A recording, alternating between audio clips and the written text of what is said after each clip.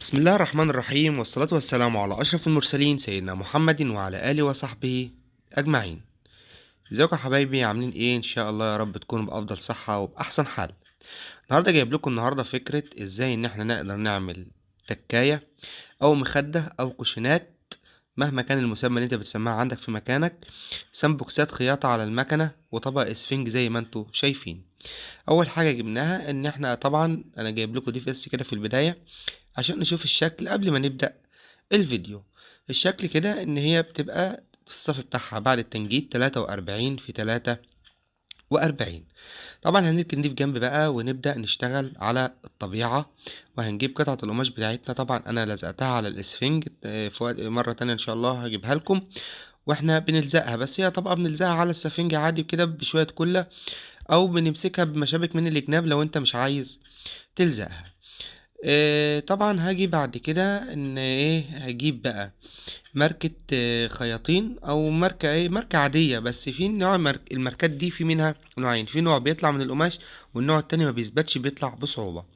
طبعا حتة الخشبة اللي قدام مني ديت حتة خشبة 5 سنتي. هاجي بقى من اول سكة القماش زي ما انا محدد كده لحد السكة التانية، وهاجي هبدأ اشد خط بالماركة شمال ويمين. ابدأ واحد من هنا كده زي ما انتم شايفين، ومن الناحية التانية برضه هبدأ برضه كمان خط، وهاخدها كلها بالتسلسل بقى شمال ويمين لحد ما تكمل، وبعد كده هقلبها للناحية التانية زي ما انتوا هتشوفوا دلوقتي كده. برضه اللي انا بدأته المرة الأولانية هبدأه في المرة التانية.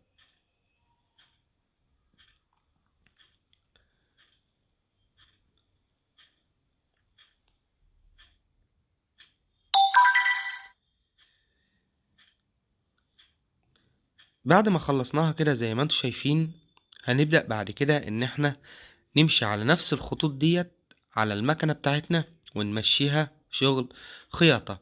انت بقى على حسب ما انت عايز بقى ودماغك، عايز تخلي الفتلة نفس الفتلة او تخلي الفتلة بلون مختلف بحيث ان هو يظهر في الخياطة.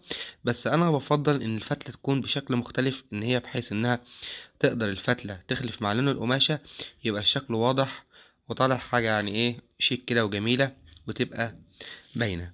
طبعا انا هنا بس بسوي الفتل اللي انتوا شايفينها قدام منكم ديت كده، وهنبدأ ان شاء الله خلاص كده بقى نمسكها كلها خياطة على نفس الخطوط اللي احنا مخيطينها واحدة واحدة. اهم حاجة على المكنة، لان انت يعتبر بتخيط طبقة تقيلة، وما تستعجلش وانت دايس على دواسة المكنة وانت بتخيط لو انت مبتدئ.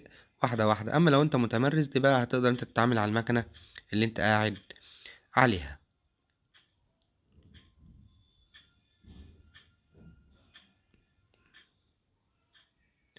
بعد ما خلصنا ديت كده وبقت قدامنا بالمنظر ده كده، هنجيب بقى الجزء التاني اللي احنا هنركب فيه السوستة. ده الجزء اللي احنا هنركب فيه السوستة، بيبقى اكبر من الجزء الاولاني حوالي 5 سنتي زيادة، بحيث ان ال5 سنتي او اهو هاجي بعد كده هاتني ال5 سنتي دولت على مسافة 3 سنتي، بحيث ان انا اقدر اعمل جراب للسوستة، تبقى السوستة سوستة مخفية ما تبقاش باينة. بعد ما هتنيها كده وهخيطها على المكنة زي ما انتوا شايفين، هرجع بعد كده. طبعا انا همشي معاكم واحده واحده بحيث ما يحصلش حد يتلخفن او حد يتلخبط. طبعا انا بشرح عشان خاطر الناس مثلا اللي هي يعني ما بتبقاش يعني واخده بالها قوي، فانا كل حاجه بشرحها بالراحه. هاجي بعد كده همسك الجزء ده مع الجنب التاني نفس القصه برضو، وهبدا اخيط السوسته في الجنب التاني بس على الحرف من غير متن تانية زي ما انتوا هتشوفوا قدام منكم كده. وهرجع بعد كده اخيطها برضو على المكنه. تمام. انا ماشي معاكم واحده واحده بحيث ان محدش يعني يتلخبط في اي حاجه، لعل وعسى ان احنا نكون ان شاء الله سبب ان ناس كتير تتعلم حاجه زي ديت، وفي ناس اكيد ما تعرفهاش. تمام. بعد ما خيطناها كده هنخليها زي ما هي على الوضع بتاعها ده كده، وهنيجي نقسمها نصين. اقسمها بالمقص نصين عشان تطلع في النهايه بالمنظر اللي انتوا هتشوفوه دلوقتي قدام حضراتكم بالطريقة البسيطة الجميلة ديت. اصبح ان هي بقت كده، اصبح ان انا بقى الجراب اهوت مغطي السوستة زي ما انتم شايفين.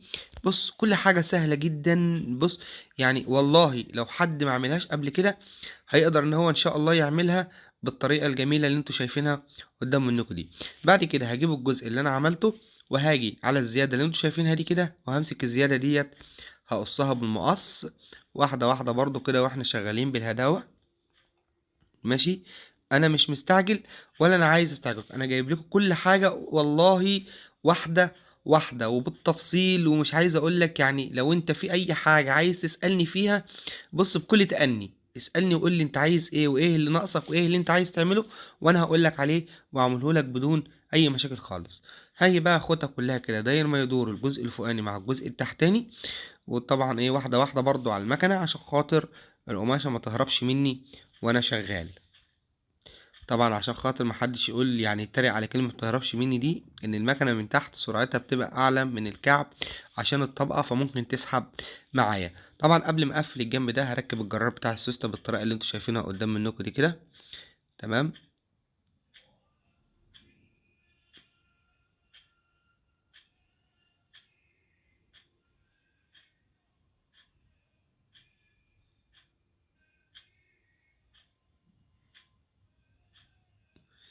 بعد ما ركبت الجرار هبدأ بقى اكمل شغل الخياطة زي ما انتوا شايفين كده قدامكم. تمام، واحدة واحدة خالص براحتنا، والله احنا مش مستعجلين. ماشي، لان اغلب اكتر الناس اللي موجودة عندي على القناة طلبت مني ان انا في الشرح يعني ابسط حاجة قالت لي انت يعني ماشي فيها تمام، ان انا بشرح بتأني مفيش اي مشاكل خالص. كده لو خدت بالكم هتلاقوا الخياطة كلها ماشية بالخط المستقيم، مفيش حتة اكبر من حتة ولا حتة صغيرة ولا مشاية. هنا بقى برجع على المكان اللي فيه السوستة من الناحيتين، بدله بعيد عليه خياطة مرة واتنين كده، بحيث ايه ان هي تبقى جامدة وتبقى متثبتة مفيش اي مشاكل فيها خالص. بعد ما خلصناها كده زي ما انتم شايفين هنبدأ بقى ان احنا ايه نفك السوستة كده ونقلبها. تمام، عشان تطلع بالمنظر الجميل اللي انتوا شايفينه قدامكم ده كده. والله يا جماعة سهلة جدا وبسيطة. بصوا انا يعني همشي معاكم واحدة واحدة، مش هصعبها عليكم. اللي في دماغ اللي عايز يعمل اي فكرة في مجال التنجيد او في مجال يعني في اي حاجة ان شاء الله باذن الله موجودين معاكم، وان شاء الله باذن ربنا سبحانه وتعالى هنقدر ان احنا نفيدكم فيها. طبعا كده بعد ما قفلناها بقت بالمنظر الجميل اللي قدام منكم ده كده، وكان كانوا مجهزين العبك بتاعها، التلبيسه اللي هي الداخليه اللي هي الفايبر. ماشي. التلبيسه ديت هتبقى التلبيسه الفايبر بتاعتها زي ما انتوا ايه هتشوفوها دلوقتي، 55 سنتي عبك في 55 او 60 في 60، المهم ان هي بتبقى اكبر من المقاس الاساسي بتاع التكاية. انا طبعا هنا مجهزها، وبعد ايه همسكها بعد كده هعبيها ونلبسها ونشوفها بعد ما هتخلص هتبقى عاملة ازاي. طبعا هنا المقاس واحدة واحدة كده برضو جايب لك كل حاجة بالتفصيل عشان الناس مثلا حد ما خدش باله، كل حاجة هتلاقيها مكتوبة قدام منك. ماشي. ديك المقاس من الشمال لليمين. هنا بعد احنا مركبناها بعد بالمنظر الجميل ده كده.